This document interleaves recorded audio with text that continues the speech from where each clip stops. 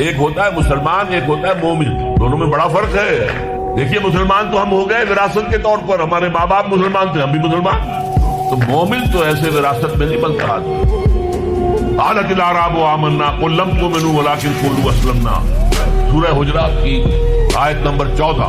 ए नबी, ये बद्दू जो है ये दावा कर रहे हैं कि हम ईमान ले आए। आप इनसे कह दीजिए तुम ईमान हरगिज नहीं लाए हो, वलाकिन कुलू अस्लमना, यूं कहो कि हम इस्लाम ले आए हैं।